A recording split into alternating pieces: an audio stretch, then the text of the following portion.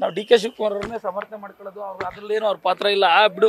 ಯಾಕೆ ಪಾಪ ಆದ್ರೂ ಎಲ್ಲೋ ಒಂದ್ ಕಡೆ ಅವರು ನೇರವಾಗಿ ಆರೋಪವನ್ನ ಮಾಡ್ತಿದ್ರು. ಸುಮ್ಮನೆ ಆರೋಪ ಮಾಡೋದು ಅದಕ್ಕೆ ಅವರು ಕಾರಣನಾ? ಸರ್ ಇದು 48 ಜನರ ಮೇಲೆ ಆಗಿದೆ ಅಂತ ಸುಮ್ಮನೆ ಆರೋಪ ಮಾಡಿದ್ರೆ ಅದಕ್ಕೆ ಅರ್ಥ ಇರ್ತದಾ?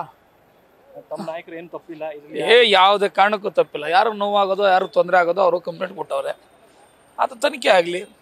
ಇವು ರಾಜಕೀಯದ ಹೊಟ್ಟೆವರಿಗೆ, ರಾಜಕೀಯದ ಕಾರಣಕ್ಕೆ ಯಾರೋ ಇನ್ನೊಬ್ಬರ ಮೇಲೆ ಬೆಟ್ ಮಾಡಿ ತೋರಿಸಿದ್ರೆ ಆಯ್ತದ?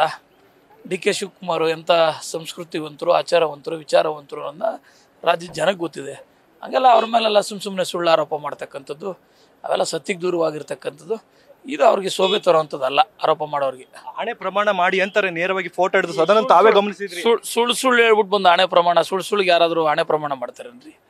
ಸುಳ್ಳು ಅಂಥ ವಿಚಾರಕ್ಕೆ ಯಾರಾದರೂ ದೇವರು ವಿಚಾರನ ತರ್ತಾರೇನ್ರಿ? ನೀವೇ ಹೇಳಿ. ದೇವ್ರನ್ನ ಏನಕ್ಕೆ ತರಬೇಕು? ಭಕ್ತಿಗೆ, ಭಾಳ ಸಂಸ್ಕೃತವಾಗಿರೋಂಥದ್ಕೆ, ಭಾಳ ಸಂಪ್ರದಾಯ ಆಗಿರತಕ್ಕಂಥ ವಿಚಾರಗಳಿಗೆ ದೇವ್ರು ತರಬೇಕು. ಇಂಥ ವಿಚಾರಕ್ಕೆ ದೇವ್ರನ್ನ ಅಡ್ಡ ತಂದರೆ ಆ ತಂದಿರೋರು ಯಾವ ಥರ ಅಂತ ನೀವೇ ತೀರ್ಮಾನ ಮಾಡ್ಕೊಳ್ಳಿ. ಇವಿಷ್ಟು ಕಾಂಗ್ರೆಸ್ ಶಾಸಕರಾದಂತಹ ಶ್ರೀನಿವಾಸ್ ಅವರ ಮಾತಾಗಿತ್ತು. ಕ್ಯಾಮ್ರಾಮನ್ ಬೈರೇಶ್ ತಿಪ್ಟೂರ್ ಜೊತೆ Ganapati, news first Bengaluru. News first ನಿರ್ಭೀತಿಯಿಂದ ನಿಮ್ಮ ಪರವಾಗಿ.